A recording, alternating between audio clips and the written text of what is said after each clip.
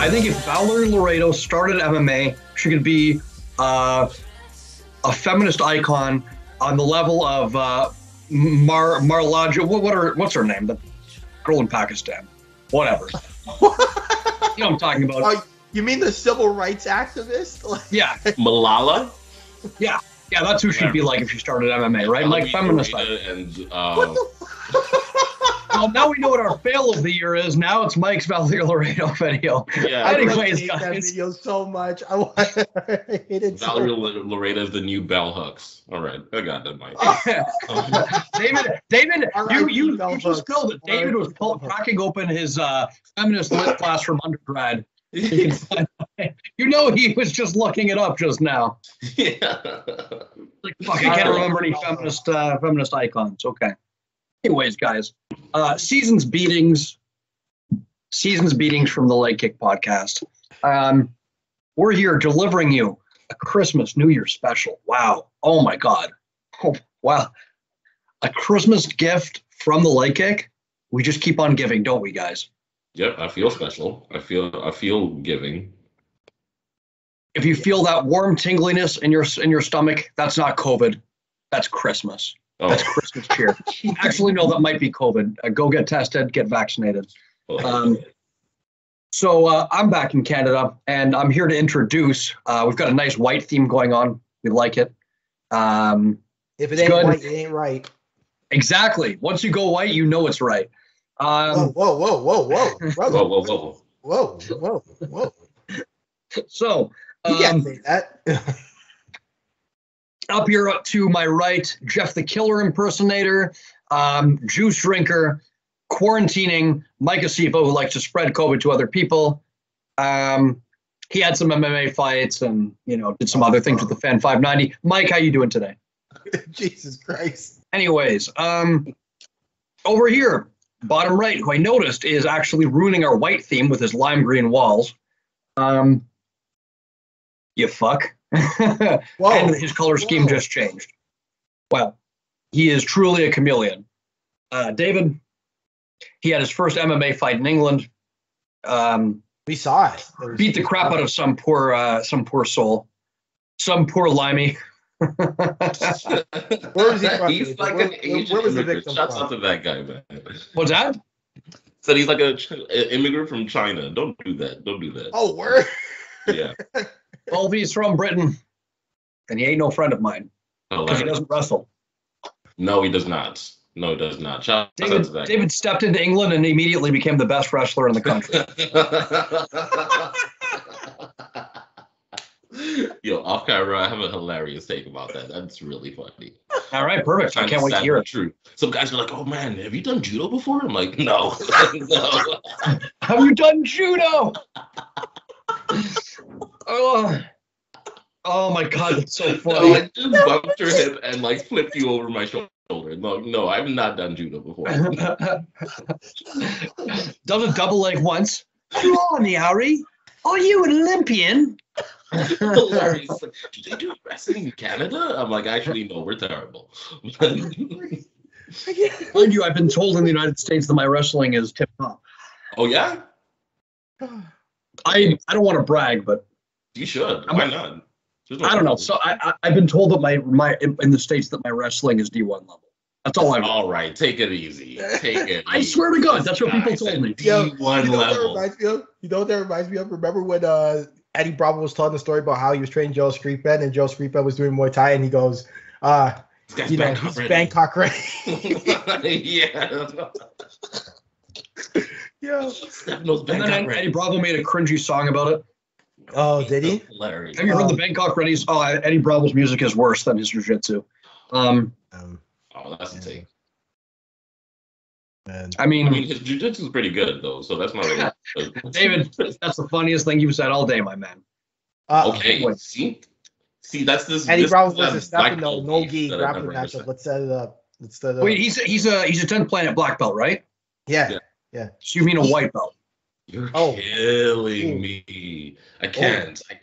Full of Christmas cheer and Christmas All of spite. those guys will choke me out, so I can't say anything. That is really funny. What are you talking about? You're a judo black belt, David. That's true. That's true. Yes, you're an Olympian. You're an Olympian. Yeah, I'm thinking of trying out for the British wrestling team. You come in there, blimey, we've never seen someone do a double A before. Maybe you could be our coach and captain. Hey? Don't do that because they actually take the wrestling really seriously. At least in Birmingham. Like, yeah, they're actually decent at wrestling. I don't know why those guys said that because that was really funny. But yeah. By the way, what's your Bro, milk? when you said that, I couldn't breathe. Like, I couldn't breathe.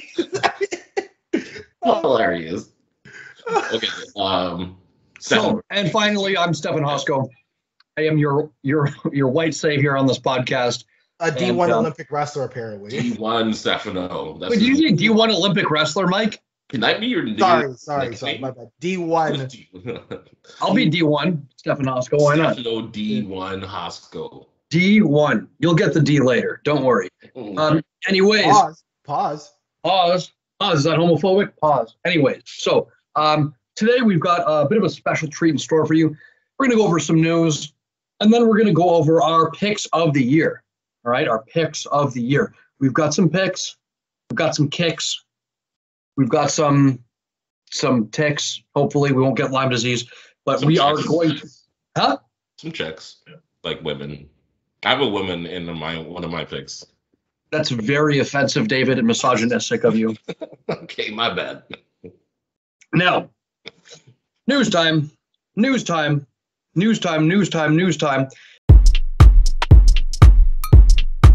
Let's get into the news and views of the week. First, a few matchups to announce. Now, I'm going to talk about this first because it's going to take the majority of the airtime. Are you guys ready for Eagle FC? Diego Sanchez versus Kevin Lee. I've seen so many memes about this. I've seen so many memes about this. I think it was Christmas fight for all to hear. Diego Sanchez should really retire. Hilarious. I think it was the meme where, it's like Diego Sanchez leaves the COVID intensive care unit, and then just like a shadow of like SpongeBob, like smoking a cigarette, saying, "Hey." Oh yeah. Diego Sanchez was literally fighting for his life with COVID, and now he's booked to sign a fight. We didn't know if Diego Sanchez was going to pull through or not. I mean, that makes him ready for a fight with Kevin Lee. So Kevin Lee's not suffering with COVID. So, Mike, how far does this drop your estimation of Khabib Nurmagomedov as a human being? Yeah. I hate to say it like this, but considering the fact that his dad died due to the illness, or at least complications to it, and then he's going to put a man who, by the way, has not looked good in his last couple of matchups. Or sane. Or sane. Or mentally sound. Yeah. Into his promotion, considering the fact that that same man has also gone through the same illness his father went through and nearly died from the same illness. I want to pick my words carefully. I really do, but it's deplorable. That's it. At best, it's tone deaf, and that is the best possible scenario. As no one pulled aside Khabib and said, "Khabib, really? Like, this guy, you understand this guy's going to be bringing an intravenous tube into the octagon, right?" I don't think Khabib is the one making the decisions. That's the thing, right? Like, could it be that Khabib's not making the decisions here? Yeah, and I would think it's more a financial thing as opposed to like a humane thing. Diego Sanchez and Kevin Lee are two popular names in MMA. So just as we saw with Jake Paul and Tyron Woodley, like people aren't going to be paying or tuning in to see like the highest level of MMA on display. It's really just like a spectacle. But no one wants to see Kevin Lee beat on Diego Sanchez for 50. Maybe they have a gentleman's agreement that like maybe there's a gentleman's agreement that they're gonna. There's no gentleman's agreement. There's no gentleman's agreement. I know. I'm hoping above board, but I think you would be surprised what people would pay to see. People are going to want to see a one-sided victory for whoever it is, probably Kevin Lee, but and people remember to see maybe an upset, like they would pay to see Diego Sanchez maybe get like a victory over Kevin Lee too. So remember they also signed Tyrone Spong versus Bigfoot Silva. Yeah, remember that? That they came to their senses and thought like that is a terrible idea. Yeah. Wait, what do you mean? They signed that matchup? No, it's done. It's canceled. I'm pretty sure Bigfoot was removed from that, if I'm not mistaken. Are you sure? Can you confirm? Quickly, if you stall. Check that out. Yes. Well, stall. I guess Stall, please. Pause. Moving on, Askar Askarov versus Kai Kara-France. Good matchup, solid matchup. Really. Yeah, by the way, it was canceled. His fight against Tyrone Spong was canceled. Well, thank God. Yeah. Kai Kara-France, quick turnaround for Kai Kara-France, March 26th. Hey, he's fighting on my birthday. Hey, wait, you were born on the 26th? Mm-hmm. I'm 24th. That's kind of crazy. Of March? Yeah. Dude, we do this every year. Guys, we do this every year. Every year we do this. David, collective birthday celebration this year. Yeah. Isn't his MMA fight like in around that same time though? What MMA fight? Mine? No, David's. Well, yours too, but April, yeah. I'm thinking of signing up for a boxing fight too, so that should be fun. Wait, you're doing an MMA fight here or in England? England. And also hopefully a boxing one. I think like my boxing, watching that video back, like could be seriously improved. So I'm gonna join a boot camp and see what it do, baby. You're going into the boxing capital of the world, England. So hopefully we'll be able to get some work in while you're there. Let's continue this conversation off air though. Yes. Thoughts on Kai Kara-France versus Askar Askarov? Kai Kara-France, tough alumni. I didn't even know he comes from the Ultimate Fighter. The Smashes episode? Yeah. And was it the Smashes? I don't know. I'm not sure. But yeah, he is from, it can't be the Smashes. He's from New Zealand. No. What I'm saying is that it wasn't it that. He comes from the undefeated one. No, sorry, for the champion episode where the winner got to fight Demetrius Johnson. DJ? Yeah. And Tim Elliott ended up winning that one. Tim Elliott ended up winning that one, but he was on that season. And he looked head and shoulders above most people, even though he didn't win. But yeah, good fighter. Is coming off a victory over Cody Garbrandt. Askar Askarov is a beast wrestler. Kara-France, not really known for his wrestling or his grappling, but say kickboxing. It'd be an interesting fight if Kara-France can keep it standing. If not, Askarov could just control him on the ground for 3 rounds. Yeah, and Askarov is a dude who's deaf in 1 year, right? Or just deaf in general. No, he's like mostly deaf. He can like hear Matt Hamill deaf. Yeah, he can hear a little bit, but that's it. I will say in this one, I don't mind the quick turnaround for Kai Kara-France because like he took virtually no damage against Cody Garbrandt. So if you take no damage, it's good to get that momentum going, and just ride that confidence out. But this is, I would say, different skill set and different kind of matchup here in Askar Askarov, who's going to look to, take you down, take your back, and choke you out. That's kind of Askar Askarov's game. So really rough stylistic matchup for sure. Yeah, so it would behoove Kai Kara-France to really stick and move and use that infamous kickboxing feinting and movement here. And to be fair though, City Kickboxing is known, even though they're not a wrestling gym at all. They find ways to keep it standing. Pardon? They find ways to keep it standing. That's what I mean. Like they're known for having like good defensive wrestling, and as you said, they find a way to keep it standing, and that's kind of the world too. So, I think if you can keep it as literally, we've already said if it's standing, then I'll probably go with Kara-France. But if it goes to the ground, then mind you, with the exception of Israel Adesanya, their other prospects haven't displayed a stellar takedown defense. Like Brad Riddell, Dan Hooker. But to be fair, though, Dan Hooker is in like the craziest division with the best wrestlers, pretty much. So that's pretty tough. Brad Riddell, how many fights does he have in the UFC? Like 3, 4? He hasn't really been taken down much, but he's definitely not the technical striker. Well, he's technical, but he's not technical. He's the tiger. He's not the defensive wizard that that City Kickboxing is known for producing.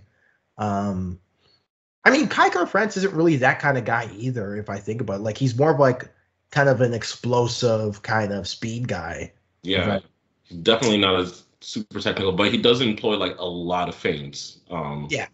Not to recall on the Ultimate Fighter, which I've definitely been binging, but he's one of like the few guys I've seen on that like series in total actually employ feints in his game.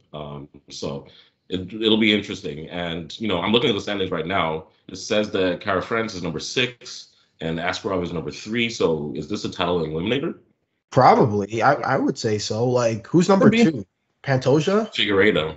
Oh, okay, yeah. And I think that like rubber match is already. And they're rematching. They're rematching on this upcoming Gon versus Ngannou card. Other than that, Manel Cape making his name in the division. It's interesting. Yeah, I like it. I like it. So moving on, are you guys ready to puke in our final moment of news? Oh, you didn't make us puke already with Kevin Lee versus Diego Sanchez? I would say it gets worse, but it gets comparably as bad. I would like to thank Triller for putting together a human rights violation in Pulev versus Junior Dos Santos. Oh. Yeah, I saw that. That is really funny. We're talking about the same Pulev who just sent Frank Mir to hell, right? That would be the same. What the hell? Why the hell? Why not the Shadow Realm or somewhere nice? Man, come on. That is a human rights violation. Well, who thought this was a good idea? Is this going to be one of those weird, like, mixed rules boxing matches where you're allowed to clinch a little bit longer, dirty boxing's allowed? But even if, yeah, Junior Dos Santos is no clinch wizard. If they put Josh Barnett in this fight, I'd be interested. Right? Like, this is the thing about this weird rule set is that, like, who I think would actually be pretty good in there, but not against Pulev, just, like, in general. Like, Josh Barnett? Yeah. I think Josh Barnett would do a really good job in there. Well, maybe a little younger Josh Barnett, because Josh Barnett is a killer in the clinch. So not against Pulev though. Like, I mean, let's be realistic. Like, I get what you mean, and I agree, but like, Pulev is like literally 3 years ago fought Anthony Joshua, like, or 2 years ago, or whatever. Like, man, like, come on. No, I get that. Like, no one's out here saying, like, I think we all agree this is a stupid idea, but like, I do. There's something in me that sees the headiness of where this idea came from, and like, if they weren't putting 40-year-old men there to get slaughtered, I think could be something. I don't know why I think that. I just do. Right? Like, it's just me taking it on a different note. I don't know. Sorry. No, I hear you. Always a contrarian. No, sorry. Yeah, forever the contrarian. You know what? I think Diego Sanchez versus Kevin Lee could make it interesting. Oh, don't do that. I think the COVID might have actually made him stronger. Yeah, I want to fortify his lungs. No, all scientific evidence says contrary to that, but go off. It's funny, but go off and but go on mean the same thing. I know. English, right? Anyways, let's get into it.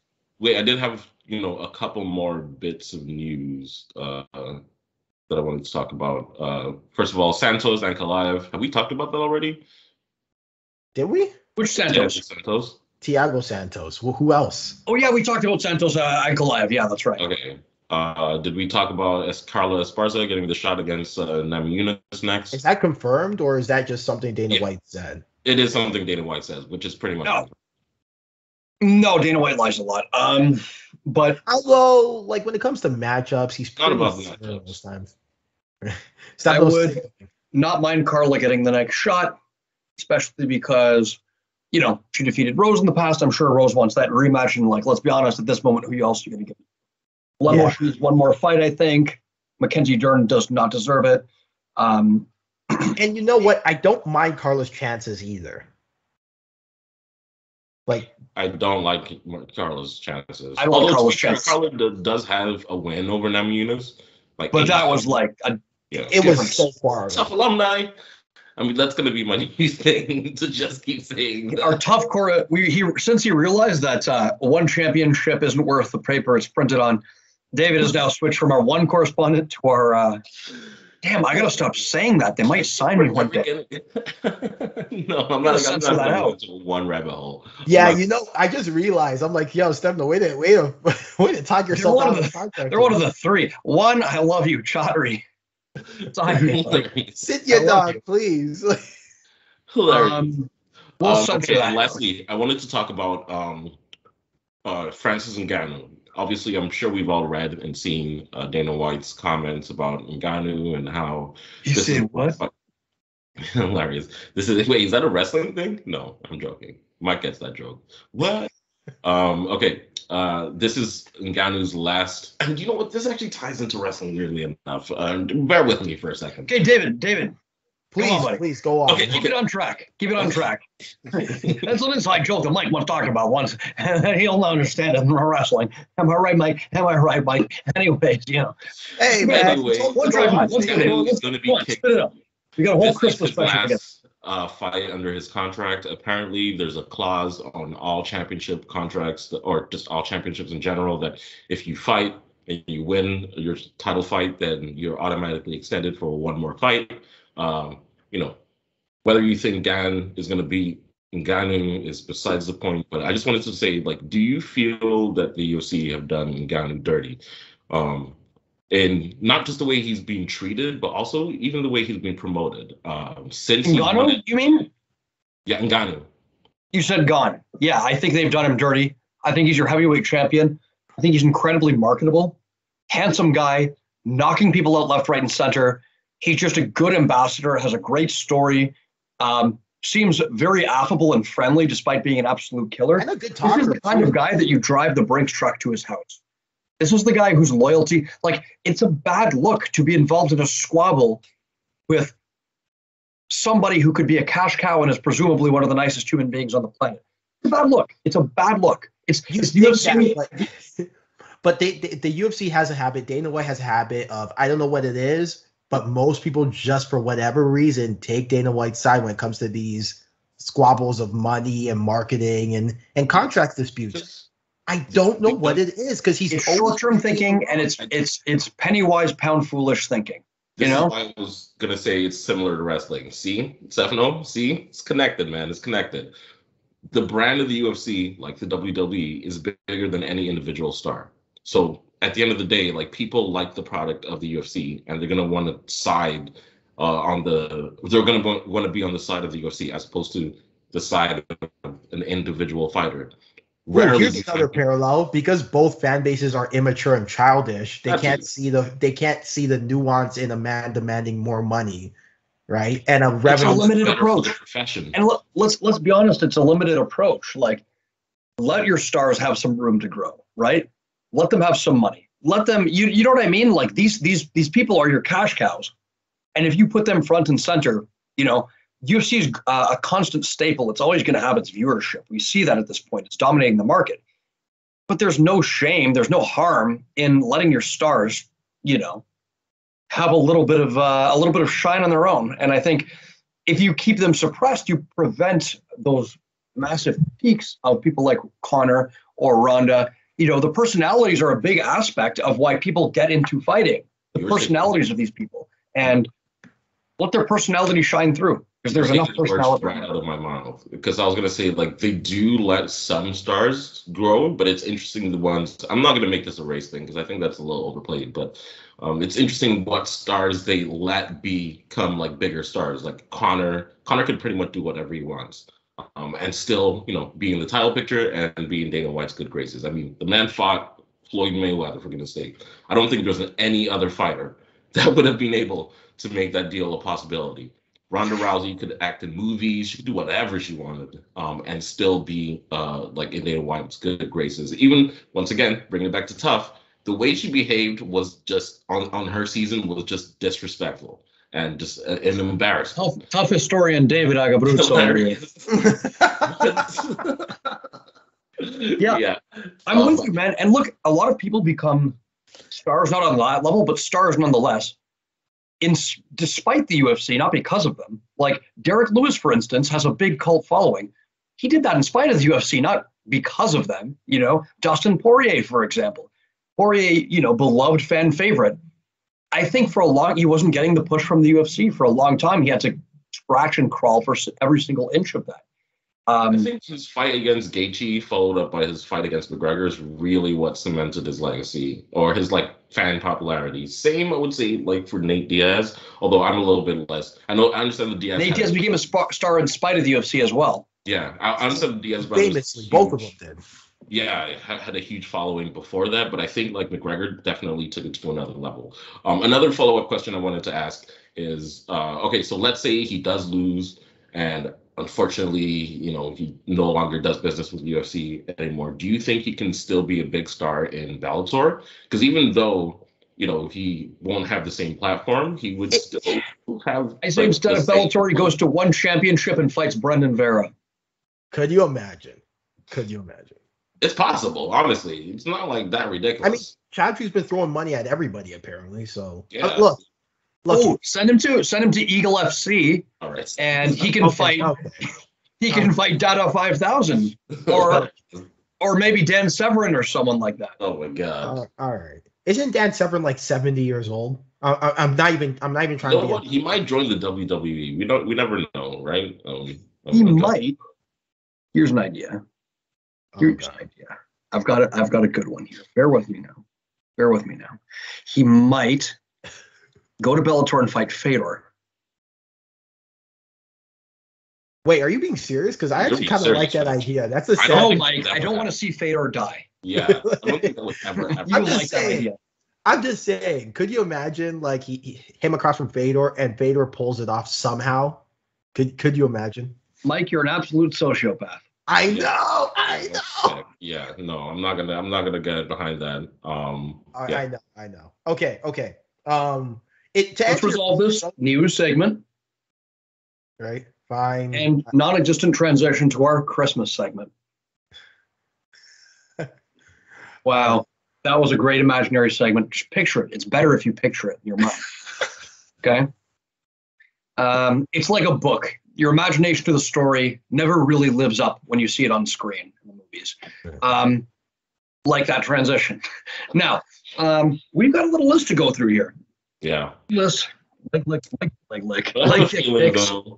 That we're not going to have too much to bicker about a lot of these picks, because we're probably going to talk about the same fighters, the same fights.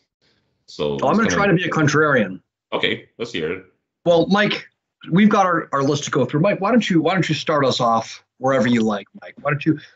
I'm like the dad on Christmas Day, handing you the knife to cut the turkey. Don't stab me with it, Mike. Don't worry, you're being stabbed. Let's see here.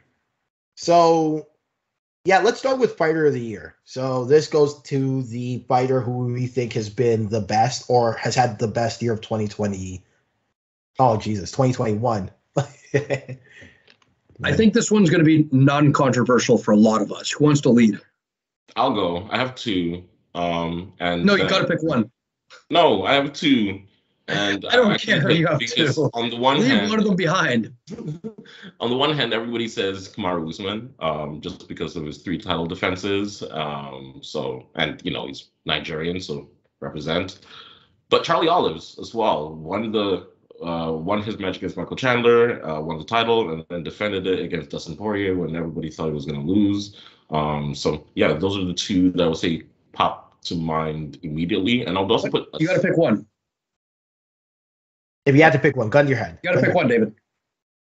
Kamaru Usman, just because he's had more fights than Charlie Olives. But it's close. They're neck and neck for me. Excellent choice. Mike, on to you. That Charlie Olives pick is kind of starting to sway me, because originally I locked it in for Kamaru. Lock it in. He's the best. 3-0. Knocked out Gilbert Burns. Knocked out Corey Masvidal. Had that incredible fight with Colby. But you know what? I really like Charlie Olive's story. I really do. I'm gonna stick with Kamaru Usman, but I think honorable mention to Charlie Olives. And I think I'm of the same opinion. I think that Charles Oliveira has done this in a division that killers, deepest in the world. Mhm. I think in an era of the sport where we don't see the same dominance of champions over the long haul, Kamaru Usman's doing that. Kamaru Usman is doing the George St. Pierre. He's doing the Anderson Silva. He's cleaning out an entire division. He's doing the Amanda Nunes. He's doing the Amanda Nunes, exactly, but in a real division. And I mean, come on, how can you not be impressed by this guy? I was there for the Colby Covington fight. I was, and it was close. It was close. I could have had it going either way. But with that, he got a victory over his greatest rival in the division. That is the Koscheck to his St. Pierre, right? Sure. That is the Chael Sonnen to his Anderson Silva. And I loved every second of it. And then knocking out Jorge Masvidal, first person to ever do that. The win against Gilbert Burns, who I thought was going to be a big test for him. Thoroughly impressed with Kamaru Usman going forward, and I look forward to a strong 2022. Alumni. Sorry, go on. I was also going to say, if Dustin Poirier had beat Charles Oliveira, which I know didn't happen, then he would definitely be up there as like 2 wins over McGregor and then like taking the title. So it's a shame that he lost that fight, but I just wanted to say that as well. Mike, what do we got next? Let's go with fight of the year. Yeah. So this is going to the best fight of the year. Stefano's going to hate me on this one because I have like 4 different fights, but please go on. No, David, you got to pick one. But the problem with this, you're greedy. This is why I hate these things, because David, you're greedy. Life is so subjective, you know. You can't like just pick one. Exactly, and we're asking for your subjective opinion on the best fight of the year. No, you guys go first, and then I'll say the ones that you haven't said, because I picked some obvious ones. In my opinion, I think it's got to go to Peter Yan versus Corey Sandhagen. Wow.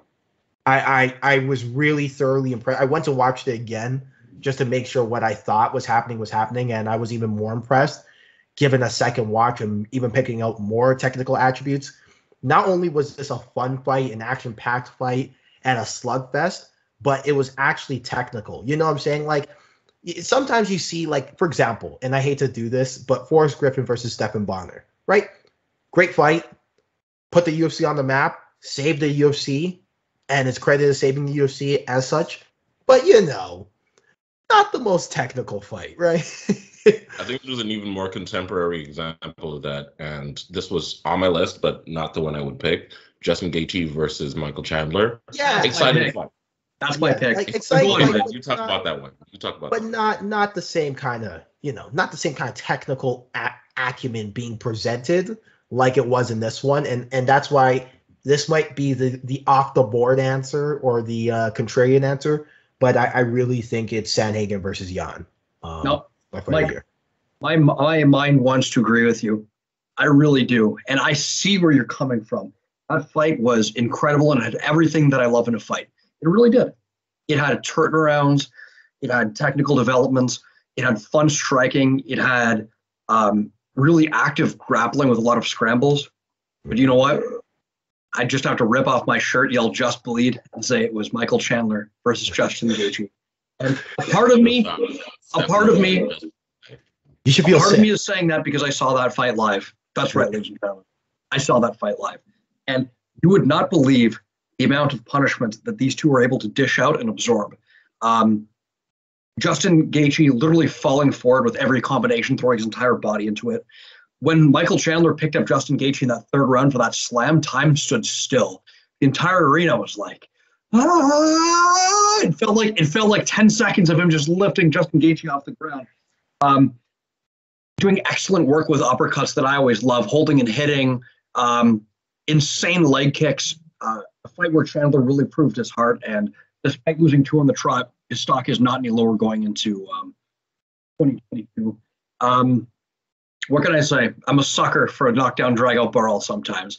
As much as I want to say Jan Sandhagen, David, no, one fight, please. One fight. I have 2 more on my list that No, David, listen. When on my list, hold on. Are you the kid at show and tell that came with a box of things to show the class? Yes, I am that kid. Mention the other fights and we'll be honorable. Show and tell's more nuanced, okay? hilarious. So yeah, I also had Yan and Sanhagen on that list. I had Gaethje and Chandler on that list, just for the same reasons that you guys had. I thought Holloway versus Yair was more technical than Gaethje and Chandler, so that was one. And it's also a little bit more recent, but I'm gonna have to go with Ortega versus Volkanovski. That's your fight of the year? If you guys remember that fight, that was a hell of a fight. And even though it was a little bit more one-sided, maybe than most of these fights, man, just the excitement, which is the reason why I watch UFC as much as or MMA in general. But as much as I love the technical side of it, and I love the CTE inducing punchings and kicks and slams and stuff like that. It's really excitement. And yeah, I just love that Ortega Volkanovski fight. Love the fact that it was the third round. Oh man, that moment in the third round. David, let's be fair. As one-sided as that fight may be, Brian Ortega was about a millimeter away from becoming UFC champion that night. Yeah, for sure. Yeah, no, he really had, not just the triangle, but that guillotine. I mean, that guillotine is still a thing of beauty. Like every time I watch it, I'm just like, man, the way he just instantly sunk his hooks in was just perfect. And then let's not forget that fifth round, when he was dead and out, already losing the fight, could have been. How many fingers am I holding up? 2. Yeah, literally. Yeah, it could have been stopped. A couple of times, especially during the round, after the round. But after that round 5, he comes on and puts on a pretty impressive performance. And it was for the finale of the Ultimate Fighter too. So I can see Stefano's face. It's just what is going on? What happened to David? Who's this Ultimate Fighter historian he's been replaced with? Hilarious. Yeah, no, but are we doing comeback and upset of the year? Yes. I forgot to put upset, but it will be in there. It will be in there. And comeback is in there. What's next then, Mike?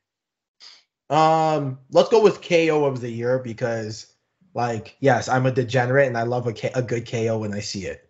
Well, who doesn't? Who doesn't? David, why don't you lead off the hop? Well, there's several schools of thought on the matter, and I have listed out every single KO that happened in 2021. David, why 3? One KO. Because those are all beautiful. I can't pick. There's a bring your parent to school day, and they get to talk about what they did. David brought a room of 50 people, and you say, well, there could be arguments made that each of these 50 people had equal influence on my life. Therefore, okay, I'll cycle through them quickly. And I bet one of them is going to be one that you say. So Usman versus Masvidal. No, David. If you do this, it defeats the point of us saying everything. Because then, if you say all the KOs, ours are going to be on those lists. What is your favorite KO? Reiterate the same shit. My favorite. All right, and then we'll have you guys go first. You guys go first. Right. Give us the honorable mentions. No, this motherfucker wants his cake and to eat it too. Mike, you're first. All right. There was something about the Prohaska Reyes knockout that just just brutal. I remember walking out of there going if they were to offer me a fight against Yuri Prohaska, I would turn that down in a heartbeat. Absolutely not. That man is scary, and that knockout. Oh my god, that was just brutal. The spinning, man. I'm a fan of spinning attacks, but Jesus, that there was just a level of brutality to it. And I even remember, after we did a podcast, and ironically, one of our more popular episodes too. But we did the podcast, and I remember saying, I don't know what Dominic Reyes could have done. I really don't. Ducks being more aware in the clinch. I'm just saying. Because he was going to get David, so I don't want to make it seem I think Dominic Reyes is on the other line, and he wants to enlist him. Hilarious. I don't want to make it seem like it was easy, but I know that people, they drill that off the clinch. I literally watched a video of Cyril Gane, drilling that exact move off the clinch today. I love how he stopped, stuttered for a second, walked across, and threw the elbow instead of just immediately spinning. There was a little bit of calculation there in the moment. Yeah, he was measuring it. So I'm going to go with one that you guys probably forgot about because it's outside the UFC, and y'all are a bunch of Zuffa zombies. There was a KO this year that defied all expectations. A KO. Oh, I know which one you're going to. A Is massive, it Jake Paul versus Tyron massive Woodley? upset. A massive upset. No, Man. he's talking about Horiguchi versus. Sorry. No, I'm talking about Jake Paul versus Tyron. No, I'm kidding. That was the joke, and you ruined my joke, David. Fuck you. But My bad. But my KO of the year is Horiguchi versus Sergio Pettis. Just this could be comeback of the year for me as well, easily. Just an absolute like masterclass put on by Horiguchi. Not the most brutal beating that you've seen in the world, but definitely outclassing him, systematically controlling range. I think there was a 10 round here and there too. I think there was a 10. Yeah. And this was the definition of a Hail Mary. The definition of a Hail Mary. Exiting the clinch, he throws this high kick that just skims over the top of Horiguchi's head. And then as Horiguchi exits range, just like it's 2008, hits him with a spinning back kick, in your face, tap out style. I'm a fan of Horiguchi, so it's with a heavy heart that I make this my KO of the year. But it is my KO of the year. I suck at Horiguchi. What's that? Mondes versus Roosevelt Roberts. Is that your nominee for KO of the year? No, but it was very similar in terms of spinning like back kick to the head. Like it was very similar. But okay, so I would make my favorite one Thug Rose versus Whaley, the first one. I just thought like I'm just transfixed with her movement before she flicks up that head kick. The fact that Whaley is expecting a leg kick, I mean, it just shows how like smooth and seamless it was, and the fact that Thug Rose had been setting it up, man, it's just a thing of beauty. And in watching like all of these knockouts before this show, that's the one that really gave me like that feeling of like, wow, like that's amazing. And I love the way she like backed up and like put her hands in the air and celebrated like she knew that was like a home run hit. So yeah, I love that. That was a great knockout. Honorable mentions Usman versus Masvidal, just because Masvidal was talking so much trash about Usman can't hang with him in striking and blah blah blah. And Usman was a video. I remember there was a video that came out where Masvidal was like, he doesn't hit hard at all. Yeah, yeah. He was like, God didn't bless him with the power to hurt another man with his hands. Which I thought was the greatest line I've ever heard. I've never seen the weirdest things. That was just such an emphatic knockout. It was crazy. Like you couldn't even talk. Masvidal couldn't even talk trash after that. That was just too perfect. And then also honorable mention to Chito Vera versus Edgar.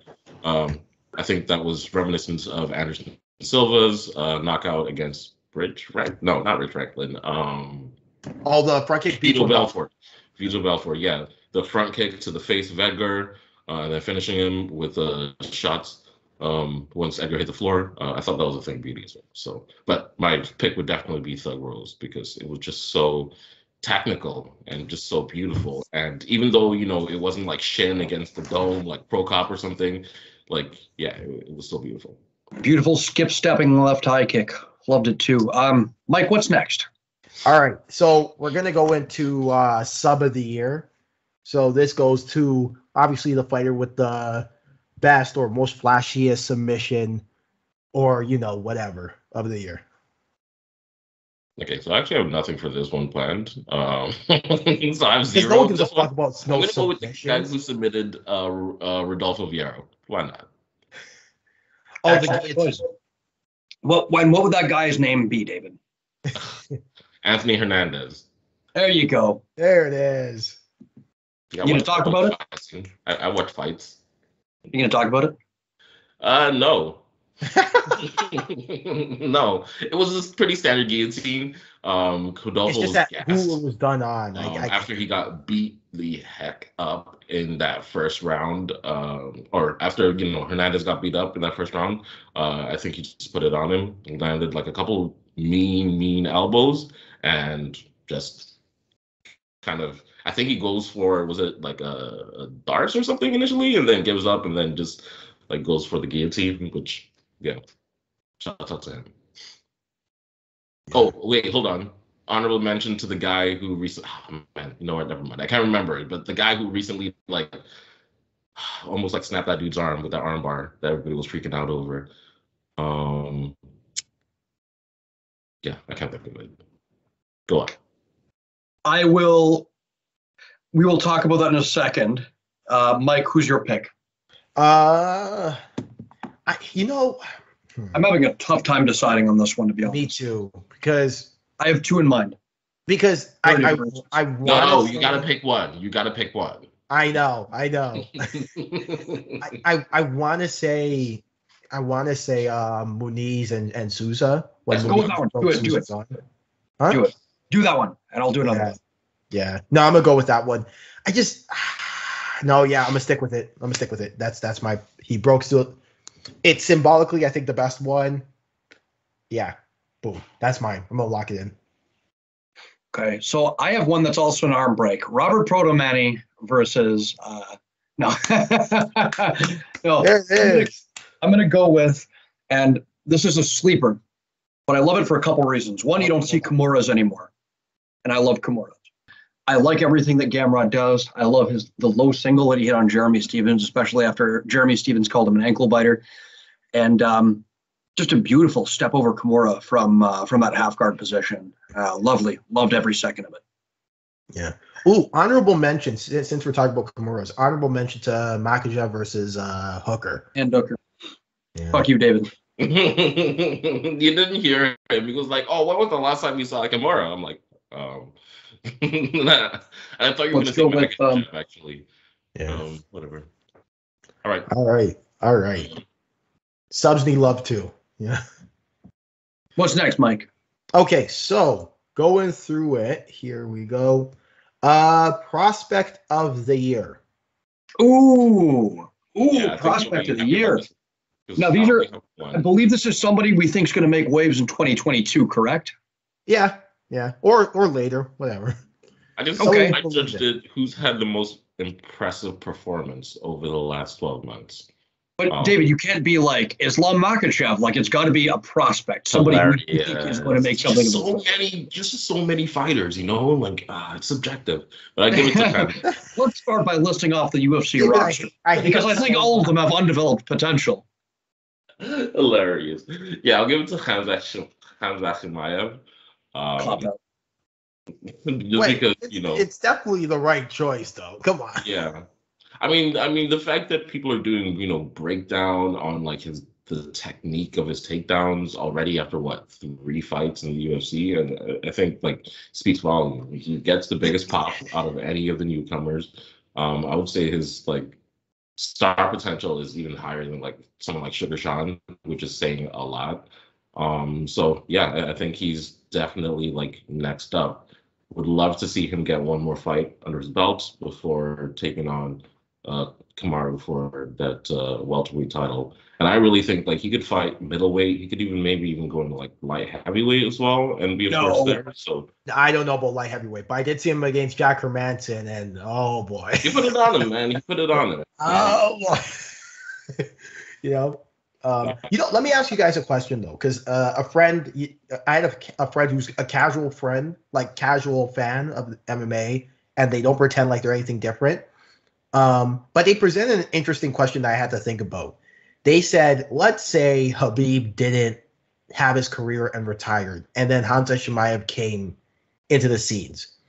Would we be talking about Khamzat Chimaev as much as we are, based on his body of work? Yes, because we would still have Khabib to measure him against. We would still be this guy is the most dominant wrestler other than Khabib in the UFC. So. No, but I think that's what he's trying to say is let's say Khabib just in some alternate universe never existed, and Khamzat Chimaev was Khamzat Chimaev. Based on Khamzat Chimaev's body of work, I think Chimaev is highly. I'm going to say no, because I think Khabib definitely whet people's palate to really get people reinvigorated in the fighters from that part of the world. But if you think about fighters like Matt Hughes, for example, there's UFC and MMA fans, but mostly UFC fans have always valued wrestling as much as Dana White loves to pretend we're all interested in bangers. A lot of people do appreciate dominant wrestlers. Cain Velasquez, for example, DC, even though he does have a lot of knockouts on his record as well. So I don't know. Maybe not Probably, I think fight fans just kind of appreciate dominant fighters in general. So, yeah.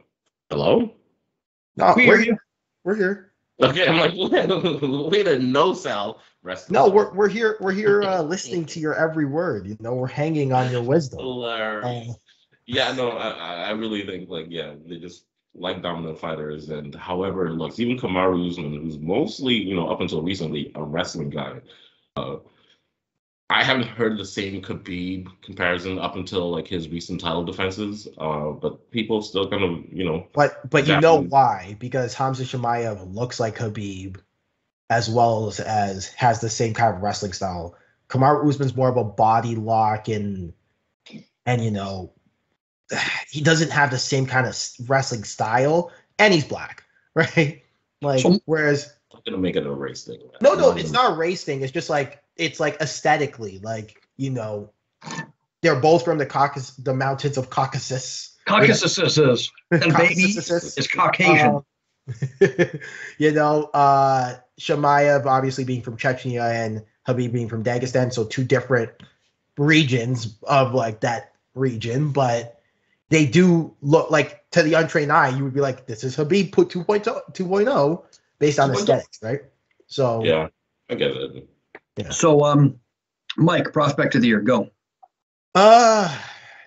Just for the sake of being a contrarian, I'm gonna say it's Sugar Sean still. I would say Hamza Chimaev if not for the fact that someone took it already, but yeah, I'm gonna say Sugar Sean. I still think Sugar Sean is a prospect because he hasn't really fought anybody in that top 15 yet, where I'm like, okay, he's elevated into that status, and a lot of it is by his own volition and design. But there is a lot of talent there still, and a lot of things that people like. So I'm gonna go off the board there and say Sugar Sean. So let me tell you guys how this is actually done. Okay, you don't take a fighter that everyone's already talking about. No, what you do is you find a fighter that you think will break through in the future and become hot shit, big news. And you guys pick two of the biggest names in the UFC right now. Let me show you how it's actually done. Prospect. You want a prospect? How about somebody who came to the UFC in 2020 of the Contender Series? Someone who now has 3 wins in the UFC, right? 2 of them by knockout, 1 of them over an established, although not having the biggest name veteran. Somebody who I think is going to make waves in one of the deepest divisions in the UFC. That was going to be my honorable mention. Who am I talking about, David? Is it Rakal Fiziev? Wrong. I think he's a little too exposed to be a prospect at this point. Okay, who then? Adrian Yanez. Yeah, I like him. I really like him as a fighter. He has lightning fast, buttery smooth hands, 2 knockouts, and he just had a decision win over a crafty veteran in Davey Grant. I like this guy, and I think he's going to make waves in this division. He has some of the fastest hands I have seen, quite frankly, of anyone in the UFC. I'm excited for this man's boxing. I really am. And I think 2022 is the year where he really breaks through. Someone who's just fighting off the Contender Series as of last year, right? But you know what the thing I like about him the most, though, is that, like, you go for a takedown on him, and it's not just kind of he doesn't disappoint you in that area of the game either, right? Like he can grapple with you, and he's still got those hands. I was about to say Murad Makhmudov, but he does have a loss in 2021. I still think he can push through, but who shows more promise at the moment? I would say it's Yanez. Yeah. That's a deep thought. Guys, that's how you do the exercise. You guys are like a prospect of the year. How about Conor McGregor? Yeah. No, I really like this Francis Ngannou fellow. Like, I don't know if you've heard of him. This Charlie Olives cat who everyone's been talking about lately. Mike, what do we got next on the docket? All right. So we're gonna go with comeback of the year. So this one is not necessarily a fighter who's come back. This is for a fighter who is getting their ass kicked in the fight to come back, or is losing the fight to come back. So full disclosure, UFC actually has like nominees for this, so that's where I got a lot of this. You cheated and looked at them, didn't you, David? Pardon? And you cheated and looked at them, didn't you, David? Oh, for sure. Yeah. I'm going to lead, and I'm going to cop out, and I'm going to say Kyoji Horiguchi versus you picked mine. Sergio Pettis. I mean, how could you not? How could you not? The definition of a Hail Mary. I already described this fight in glowing detail, but you know what? This is like in sport ball when you take the sport ball and you throw it from, the 100-hectare mark and it lands directly in the peach basket, from all the way across the sports facility. I mean, that would be the equivalent of it, right? In like normie sports, right? You joke, but that's been happening way more often, Michael. Those like half-court shots, like they're pretty much like you gotta guard them nowadays. All right. Well, nobody cares. This isn't a basketball podcast. Guys, what are your nominees? I've talked enough about that fight. Yeah. No, that was gonna be my pick. So yeah.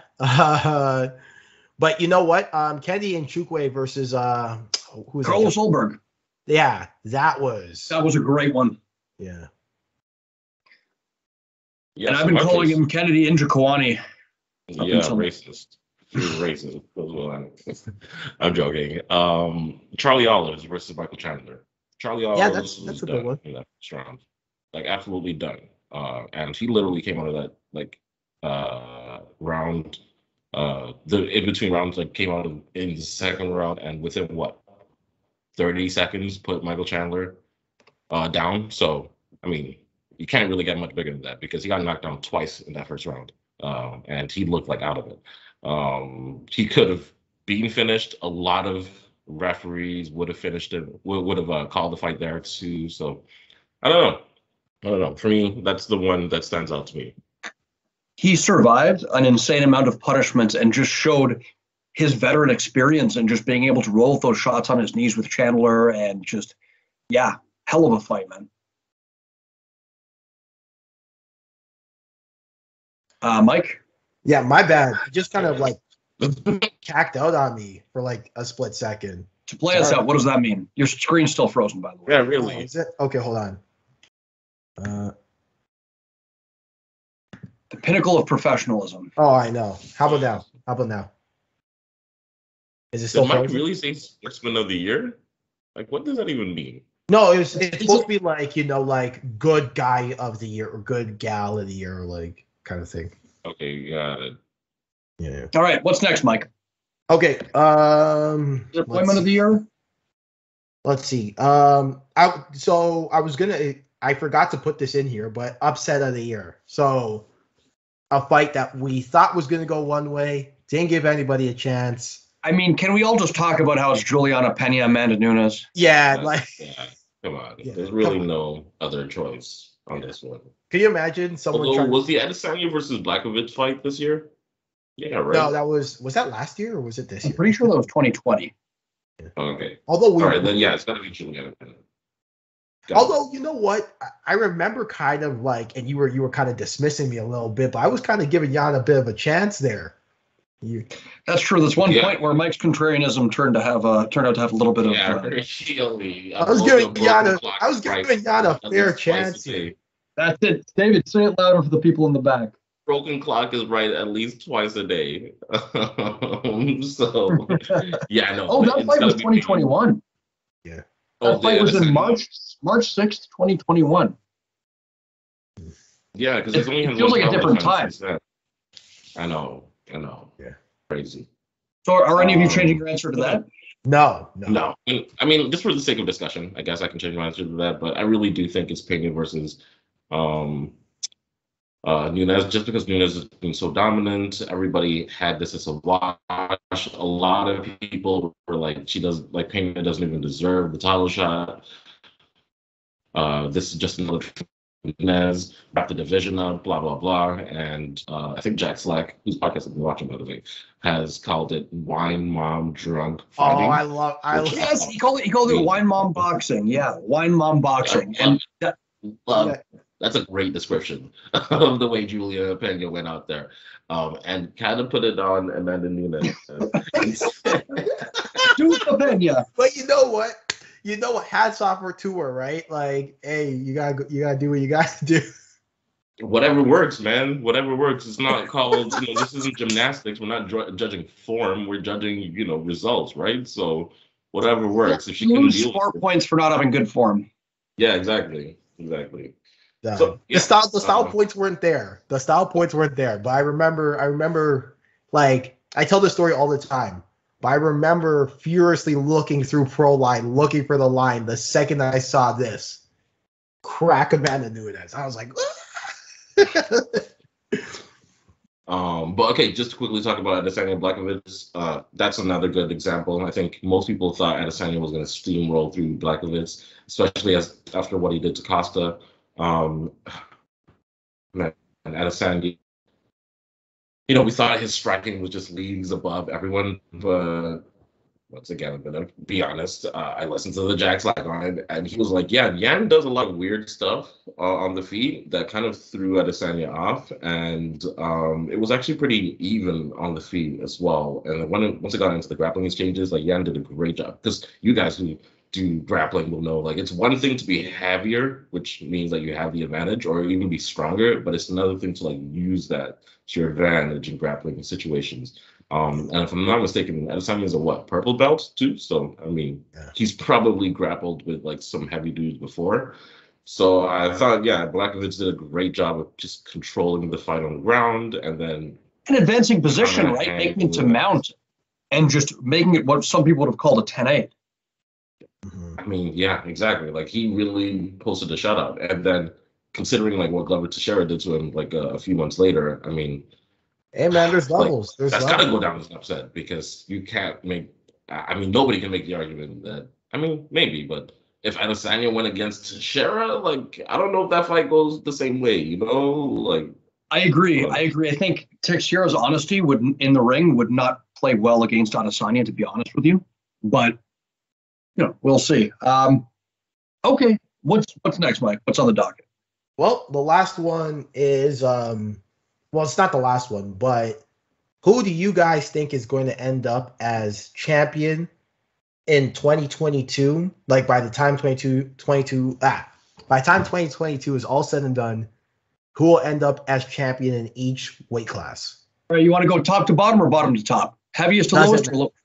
Let's start with heavyweight. Because that's the one that's coming up soon. Number one, I'm going to lead.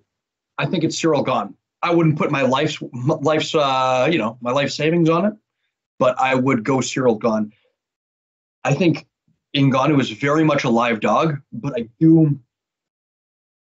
If you had a gun to my head and you asked me, I would think that Cyril Gane would be able to use his footwork and his ability to feint and punish Ngannou from the outside to really wear on Ngannou's gas tank and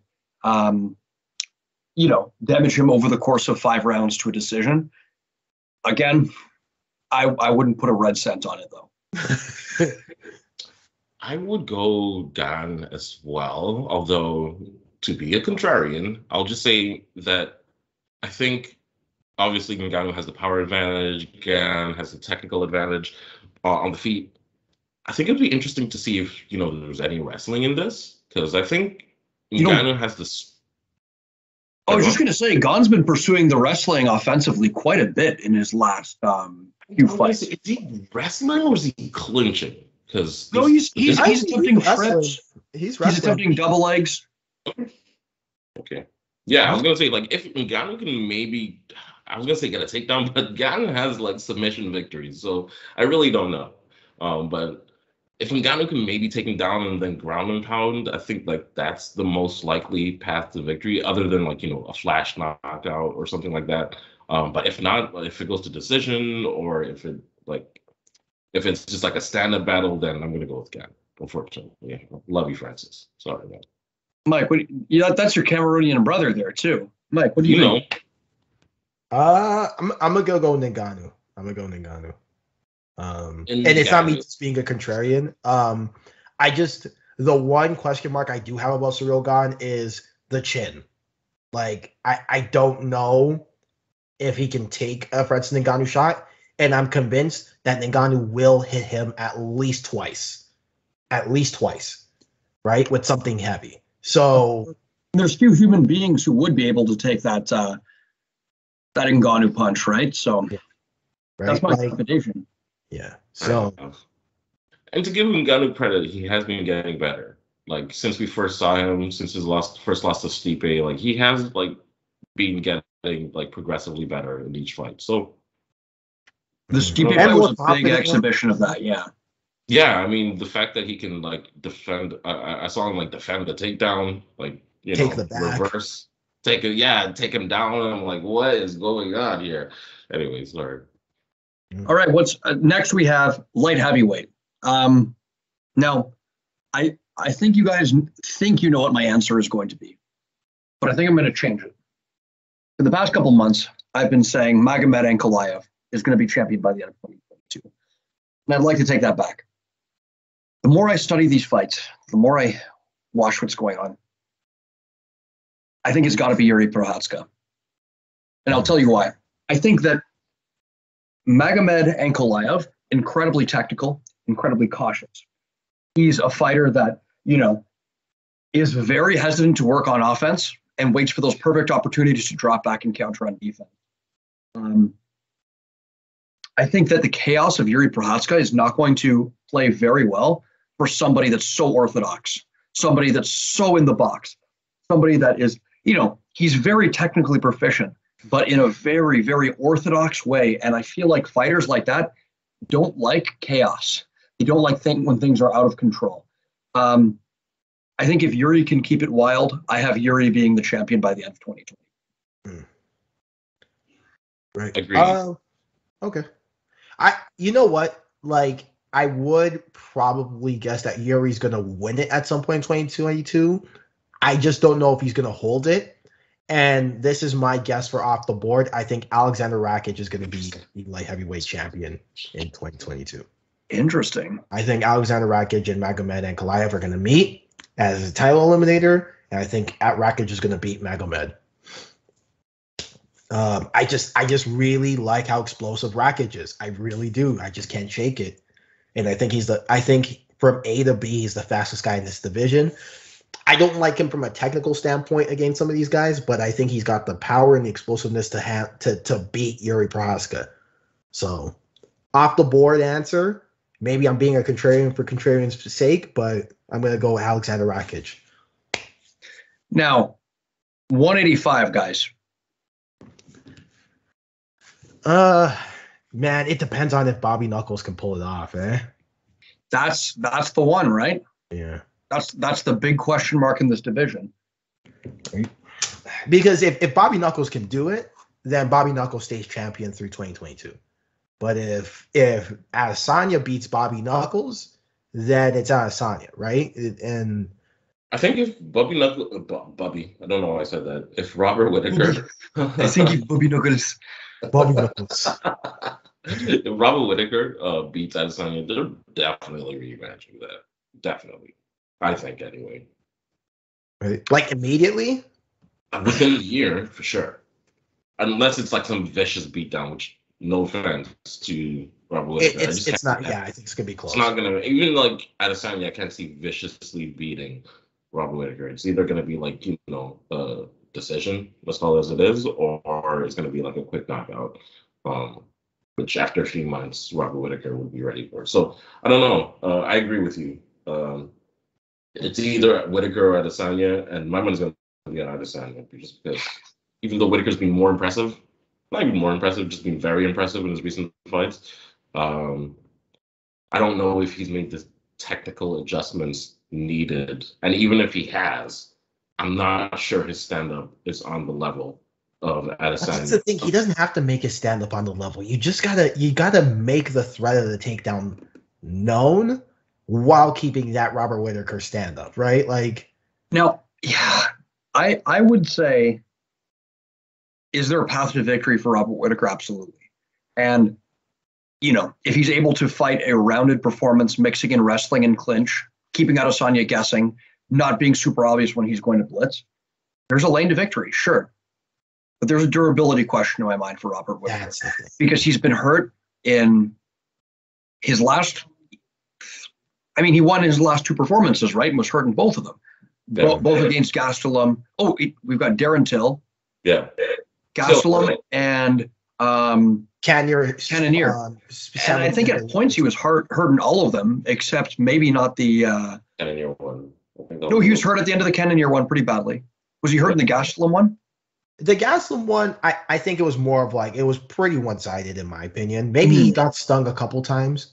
Yeah, but he was very hurt in Cannonier and the Darren Till fight. Till he got hit with a step-in elbow. Look, I think it's impressive what he's been able to do, pulling his career around after that Adesanya loss. I just unfortunately think it's not his time anymore. And I think the durability is beginning to fade. I have Adesanya pulling it out. Maybe in 2023, we see Alex Pereira as champion. I mean, hey man, if I told you the year that Adesanya was going to the UFC that he would be champion by the next year, you would scoff as well. Yeah, I guess, but I didn't see enough in that first fight. I think he has a lot to improve in his game. No disrespect. I agree. He's not as young as Adesanya was when he came in. Fair enough. You raise good points. Hey, look it. I'm inclined to agree, and I'm gonna jot down Adesanya as champion of 2021.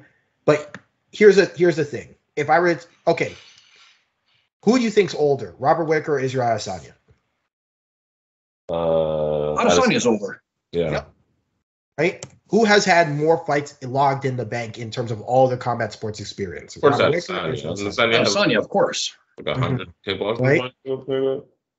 But the thing is, Adesanya has been able to avoid getting hurt in the majority of those fights, with the exception of his fights against Pereira and his fight against Gastelum. Yeah. Other than that, I can't think Simon of Marcus fight though. Even the Simon Marcus, Canadian kickboxing. Dude. Yeah, he heard it, man. He bullied Adesanya around. I haven't seen that fight. Yeah. Did Adesanya win that fight? No, Marcus. He lost. Yeah. Simon Marcus. Really? Yeah. Simon Marcus beat him. Wow. I've met Simon Marcus once. Yeah. Nice guy. Canada underrated as far as kickboxing goes. We got Simon Marcus. We got Matt Embry. Right? We've got Gabriel Varga, Belgian kickboxing glory champion. We've got Joe Valtellini. Back in the day, we had Yves Theriault, who was amazing. We have Michael Asiffo. Michael Asiffo, yeah.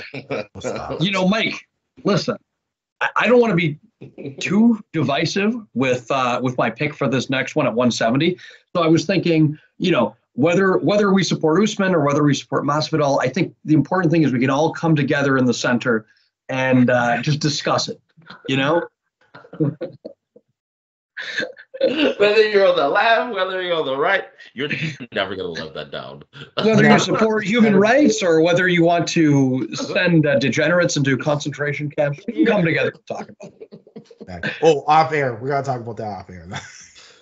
Oh, God, Mike. No. You know exactly what I'm talking about. I don't, but let's move on to 170. Yeah. Okay, so 170, I'm going to go with my Birmingham brethren. I'm going to go with Leon Edwards. Just because I think something that, once again, I think I'm going to credit this to Jack Slack. I really need to get a life. But he was saying, we're always so surprised when we see, these invincible, fighters lose a fight or lose their mystique. When we know the game, people are game planning and training with your style specifically in mind. Kamaru Usman has no interest in wrestling anymore. At least, according to his last Masvidal fight, as the first one, that's an exception. In the last few fights, he's had no interest in wrestling. So I really think if he goes out there and strikes with Leon Edwards, I think Leon Edwards is going to beat him, outpoint him. I don't know if it's going to be decisive, but I think he will outpoint Kamaru Usman, as Colby Covington nearly did. And then depending on whether Usman wants a rematch in the same year, it could very well be Leon Edwards as the welterweight champion by the end of the year. I don't mind the thinking around your point, but I'm going to tell you why you're wrong. Here it is. In the last three opponents, Usman's faced, two of them have had reasons why you shouldn't take them down, in Burns and in Covington. So it's not like he doesn't have interest in wrestling anymore. It's that, what's the word I'm looking for? It's that the game plan wasn't to do so, right? If it's there, do it. But that first Masvidal fight, that was only not even a year ago. Yeah, right. And that was takedown city. That was grappling city. So I think against Edwards, who, definitely not the same fighter he was in that loss, but in that loss to Usman, he didn't display the greatest takedown defense, and we haven't really seen anything that suggested that he's gotten incrementally better to the point where it's an avoidance, right? So I'm gonna say Usman's gonna stay champion, and I do think he's gonna use a well-rounded skill set to beat Edwards in that matchup. How about this? I'm going to throw a wild card in there. Don't say. Don't you do it. Don't you do it. Don't you do it. But who do you think I'm going to say before I say it? Hamzat or Wonder Boy or something weird. No. He's going to say Covington. He's going to say Covington. No. Really? I don't think Covington gets another shot until 2020. Bilal, remember the name Muhammad. Bilal, remember the name Muhammad. I think his style could present problems for Kamaru Usman. How dare you? How dare you? I think if he gets chest to chest with Usman, as he's known to do, and really applies that wrestling pressure, I think he could give Usman a hell of a night. I think on the right night, he gives Usman, in a division running out of contenders, I think Bilal Muhammad beats Leon Edwards now. I think he beats Kamaru Usman. Sorry, did you watch the same Bilal Muhammad versus Leon Edwards fight? To be fair, that was was that even a no contest or? It was a no contest, but we knew where it was going. Yeah, come on, man. Leon Edwards beats the breakup Bilal. And I think Bilal Muhammad is champion at the end of 2022. Mark my words, cash your checks, children. I can't hate him because I'm the one who also said Alexander Rakic is going to be light heavyweight champion. So, all right, not even that far of a pick. Bilal is a pretty far out pick. No disrespect. 155, gentlemen. All right, let's go. I think it's Makhachev. Yeah, it's Makhachev for me too. Yeah. I just can't see beyond Makhachev. It's Makhachev. I think the wrestling is going to be too much. Actually, you know what? I forgot Charlie Olives was champion. I was thinking Poirier. No, it's Charlie Olives. Fair. I think Charlie Olives submits him. I think he makes it look pretty. I don't think he does. You know what? The thing about Charlie Olives I do like, though, and I do like, is that from round one on, he's going to have heart. So he's not out of it until that final horn sounds, or he's hurt, right? So Charlie Olive's pick is he gets hurt every fight. I know. He didn't get hurt against Poirier. With guy like Makhachev. Oh yeah, you're right. He did. He didn't get hurt. He gets hurt. Yeah, you're right. And if Makhachev, he's gonna pin you to the cage and grind you to a pulp. So I really think those aren't the areas that Charlie Olives gets hurt in. He doesn't get hurt in ground exchange. He gets hurt on the feet because of his lack of head movement. And I just don't know that, Makhachev, as respectable as his striking is, I don't know that he's going to be throwing in combination enough to really catch Oliveira on the feet, I don't think it's going to play out like that. I really think it's going to be he's going to wrestle Oliveira, put him in his positions, in the Khabib position, pin him up against the wall, and just wail on him. Oliveira by calf slicer. By calf slicer. But, okay, if I can offer a case study, it's a long ass time ago, but Paul Felder. What did Paul Felder do? Right? He was heavy. He kept it cautious on the ground per se, but was still engaging and was throwing strikes from top and advancing position, and eventually got the ground and pound finish, right? So it's not impossible to hurt Charles Oliveira there. Now, Charles Oliveira is a lot more active in trying to get up nowadays than he was back then, whereas back then he was trying to play the ground game maybe a little too much, even though he could. Right? So I think, Makhachev can be almost a more elevated version of what Felder did in that fight, right? So You know, all that to say is that can you guys see me? I think my camera kind of capped Yeah, out. we can see you, Mike. Continue. Okay, yeah. But all that to say is that, like, yeah, I do think though that Makachev is going to be able to kind of grind Oliveira out to a finish. Maybe he gets it with a surprise submission, and I'll say that could happen too. But I really do see a path to victory by staying heavy for Makachev. Okay, moving on down to 145, gentlemen.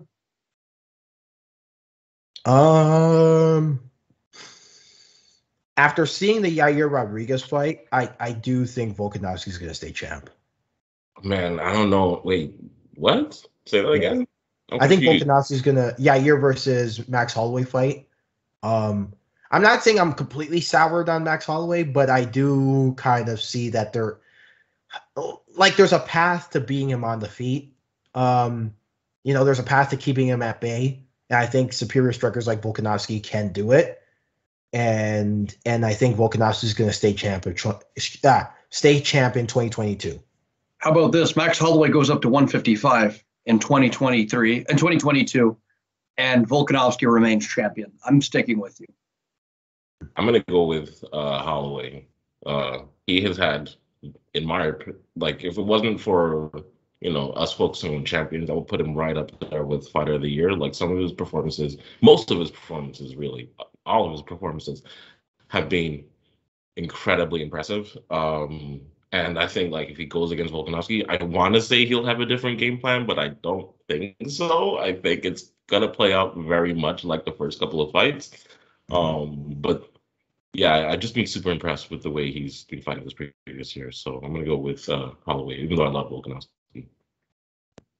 Also, solid choices. I wouldn't be angry at either of them. And to be fair, Yair is a very different fighter from Yair's going to make it chaos against quite a few people.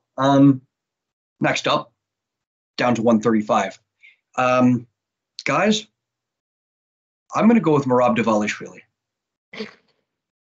You think he beats Yan? I think he has a shot at it. I think he has the grappling chops to potentially beat Yan. I think Yan beats Aljo. And then I think that Merab Dvalishvili, and I know Jan's the conventional answer, and I know that Jan has every chance to beat everybody in this division. I think Merab Dvalishvili has the pace and cardio and takedown threat to beat just about everybody in this division. I really do. Even though he has a loss to Ricky Simone, I'm going with Merab. Yeah. You know what? We did see in that first Aljo fight is that everyone remembers it as a rollover, and it was. But they don't remember how it became a rollover. And what they have to remember, and I think what people forget, is Aljo gets tired and Peter Yan makes the necessary adjustments because he's probably the best mid-fight adjuster in the game. And then it turns into a rollover. Right? So I can see the world that you're creating where Merab just keeps the pace, keeps Peter Yan out of rhythm, and can maybe pull off the W, right? So I don't mind your choice. With that being said, it's Peter Yan. It's Peter Yan, right? For me. Piotr. I don't see, with all due respect, Dvalishvili beating Peter Yan. I just think Yan's too good on the feet. If Merab is getting hurt by Marlon Moraes, Yan's gonna put him out, with all due respect. But I do think, weirdly enough, how about this for a contrarian take, that Sterling, I don't know, man. I don't know. If he can make the necessary adjustment between his last fight with Yan and this fight with Yan, or the next one, I don't know. It could be interesting. Even though I just can't think of why, but I can just think, I don't know. I'm just going to say that. I'm going to go with Sterling. Got you. Okay. Down to men's 125. Mike. I think David's let me list 5 men and why they will be champion. Hilarious. They'll all be champion. The champion of the same weight class. First, let's define the word champion. Tough alumni, but keep going on. I think Moreno stays champ.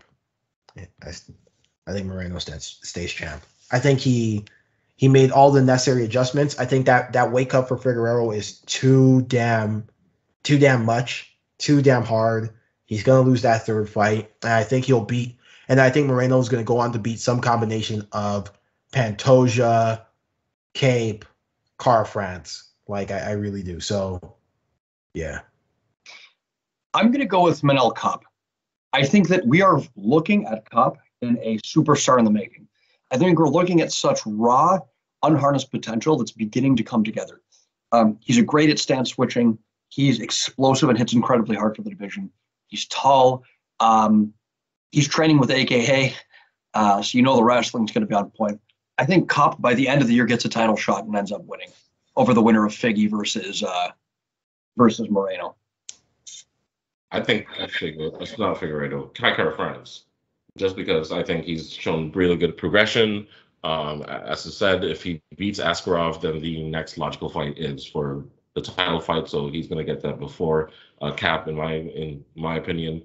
And then, yeah, it's his to lose pretty much. And actually, kind of like if it comes to a stand-up fight with against somebody like Manel Cap, I think I actually like Cara France's chances in that one, just because. Well, it depends what Manel Cape we get. Are we going to see the one versus Pantoja, or are we going to see the one who faced who's the gentleman he faced last time?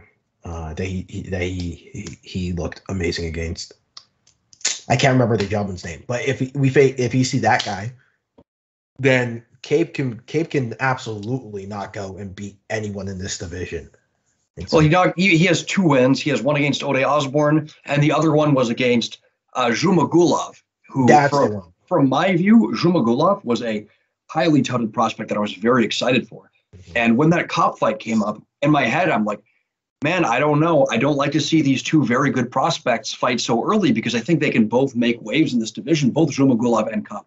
And it turned out to be a banger. That, for as long as it lasted, that could be a fight of the year contender, to be quite frank. But let's move on to men's 115 and 1 championship, and tell me why Joshua Pascal will be championship by the end of 2022. Okay, I digress. Women's 145. Nunes stays champion. I think she's not champion right now. Right? No, she's champion of 45. At 45, she's champion. Oh, but wow. I think by virtue of the fact that there's not really many 45ers or true 45ers, like a lot of her 45 wins were like 35ers who didn't want to cut weight, and she didn't want to cut weight either. I'm gonna go with Clarissa Shields just because. Whatever. Yeah, all right. And that still should be champion.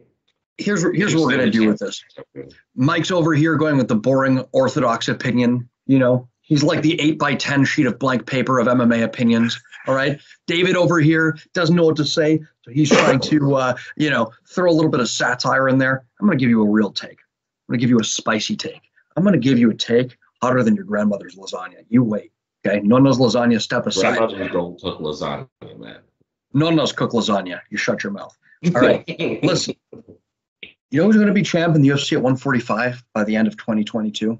Yeah, we just said Amanda Nunes. Kayla Harrison. She can't make the weight. How she's going to get that deal inked. She's going to get that deal inked, and she is going to judo chop Amanda Nunes into a bloody pulp. Kayla, yeah, you're missing the one thing is Kayla can barely make 155. Hey, if they made Cyborg make 140, Kayla Harrison can make 145. She can't make that weight. There's no way she can make that 145. Ain't no way. Like judo. Although you know what, it's funny because I remember during the broadcast of was it 267? Was it 267 or 26? I can't remember. The numbers all get jumbled up. But when the Nunes was facing off against Pena, they showed Kayla Harrison like 5 times in that crowd. Like, did they? They're giving her the Michael Chandler treatment. Yeah. So maybe, I don't know. Maybe they're onto something. Maybe Kayla can make that. She's gonna make the weight. So women's 125, guys. Oh, you're not gonna say 135? Oh, right, 135. Oh, how did I forget 135? Best one? Women's 135. Let me tell you why it's going to be Juliana Pena. Because Amanda Nunes is human in her mind now. She knows how hard she can hit. The mystique is gone. And as much as the wine mom boxing was real, I think Juliana Pena comes out more confident this time, applies the wrestling earlier, and I think beats Amanda Nunes for a second time. Doesn't defend the belt in 2022, though, other than that. I'm going to say Valentina Shevchenko becomes double champ. Ooh, hot take. I'm going to say Valentina Shevchenko becomes double champ because Valentina knows she can beat Juliana Pena in her mind, and I also think there's this kind of level of animosity between them that's going to get Valentina woken up for that fight. And in my mind, I'm absolutely undefeated, and I will go up a weight class and take out Juliana Pena, just like I took her out the first time with an armbar. That's not bad. Then Coach Pavel, Antonina, and I will ride off into sunset firing illegal guns. That's not a bad impression. Okay. Yeah, one day Valentina's going to come here and kick our ass. You guys are aroused at the thought. Anyways, jeez, that's a myth. Mike's like, by the way, Stefano, can you turn off your camera and talk to me dirty like Valentina Shevchenko? Hilarious. Oh my god. He's asked me that before. I was sickened, but I'm gonna go women's 125. Okay, sorry, go on. I got a hot take. Priscilla Cachoeira goes on a massive winning streak, 5 fights in a row, and wins both the women's 115 and women's 125 belts. Changed my mind. Good night, everybody. Yeah, really. Mike, to play us out.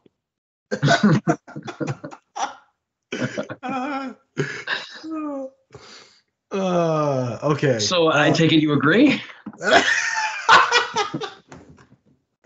Yeah, I'm gonna go with Valentina Shevchenko. Why ever would you say that, David? Because she's the best. And I am best women's fighter in MMA. I have recently done American Movie with Halle Berry. That one was not as good. Shallow. I've heard some reviews, and apparently she does a decent job in it. I've heard it's great fight choreography and a terrible movie. Yeah, I heard that too. I think we're talking about the same review.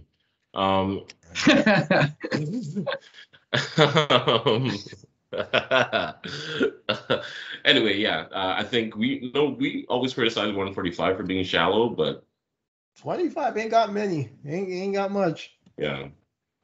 It's so weird though. Like it's so weird. Like how come like all decent women fighters, like I hate to sound sexist, just don't are in Bellator. Well, they are 125. No.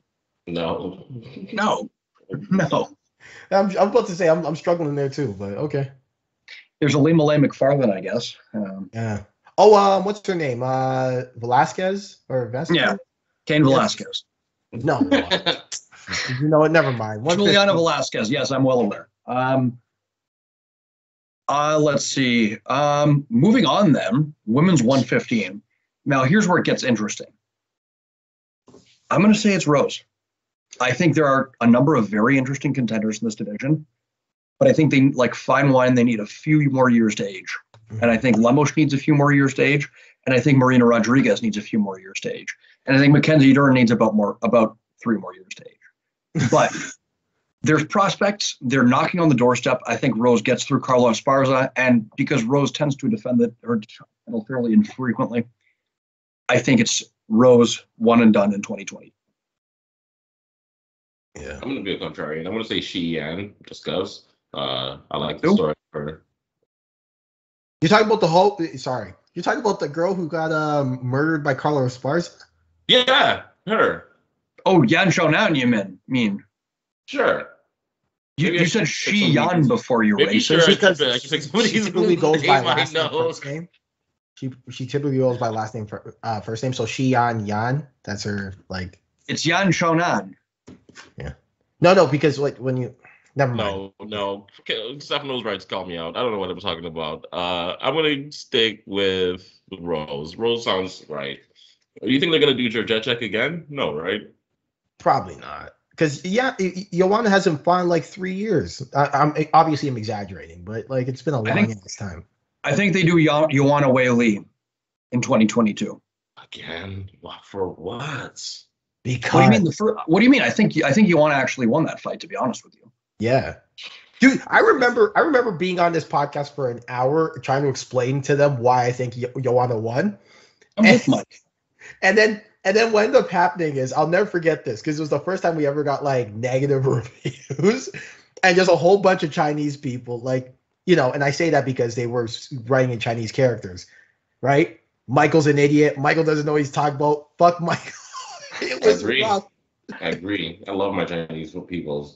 So yeah, I'm gonna pick either Yan or Wei Li Zhang, one of those two.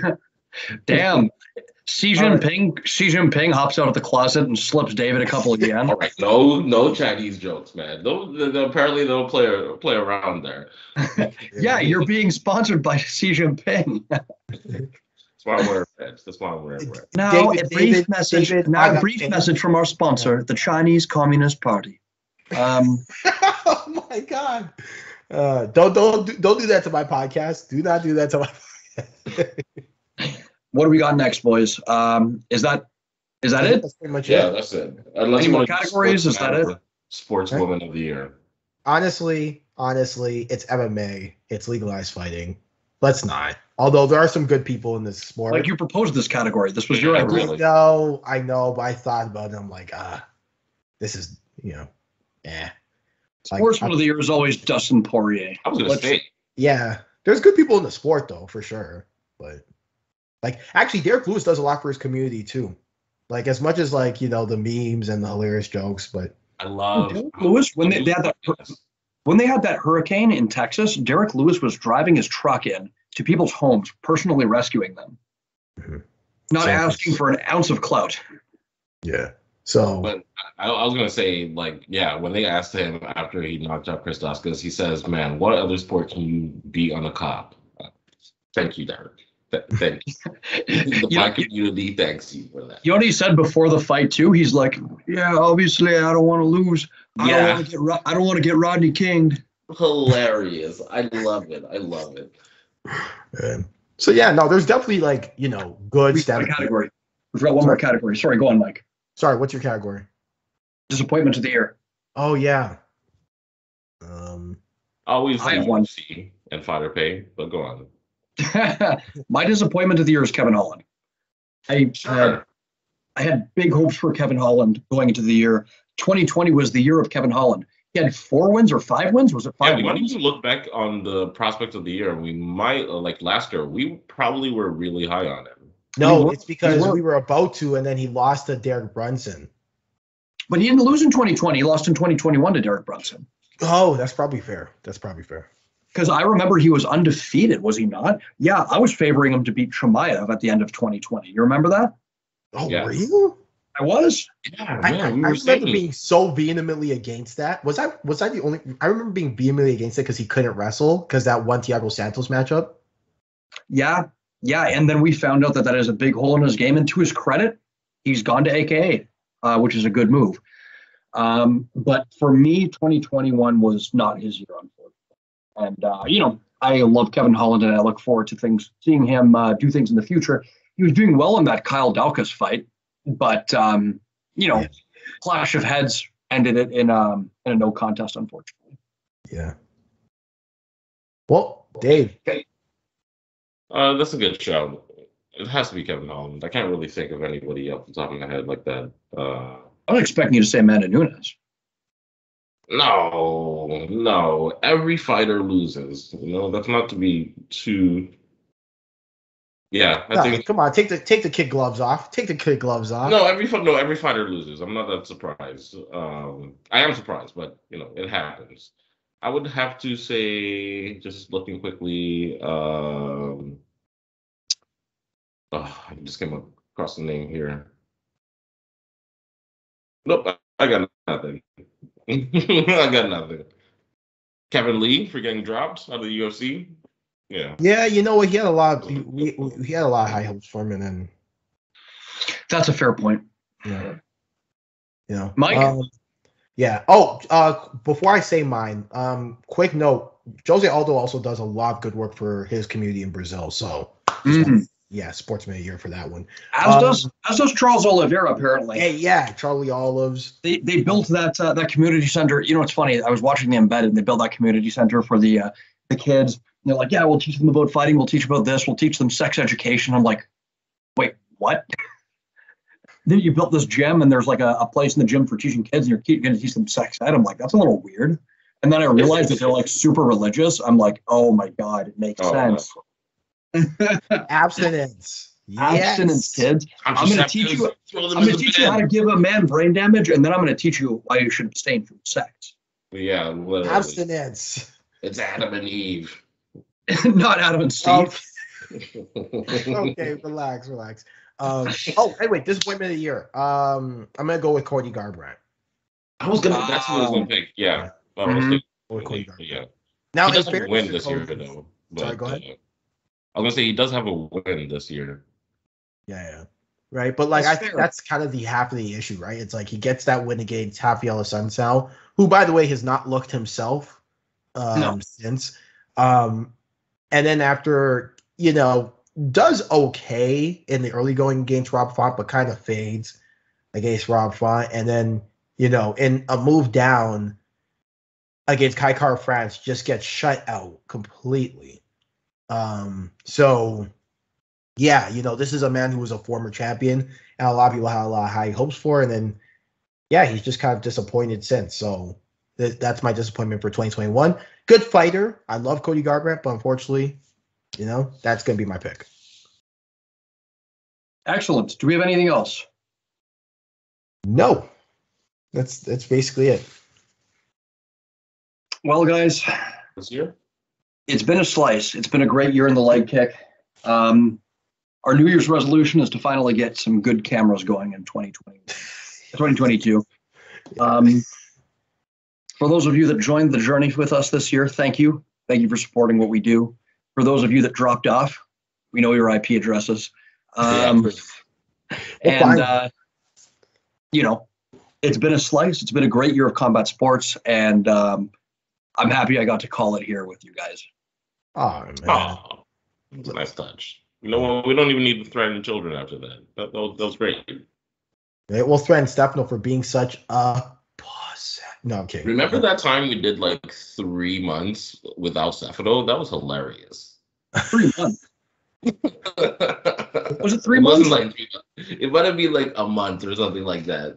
While we were like settling into like New York or something like that. Yeah, the podcast was dead. Let me guess. It was like, so what do you want to talk about, guys? There was an episode I remember where like we had the chair and Stefano's name on it. Oh, that's funny. That's funny. You guys did a thing. Good times, and Jeremy too. All of a sudden, Jeremy really dropped off hard on us at the end of 2021. Biggest disappointment of the year, Jeremy. Hey. Where you at, Jeremy? Don't be scared, homie. Okay. He's all over Instagram, teaching fools how to box. That's what he's doing now.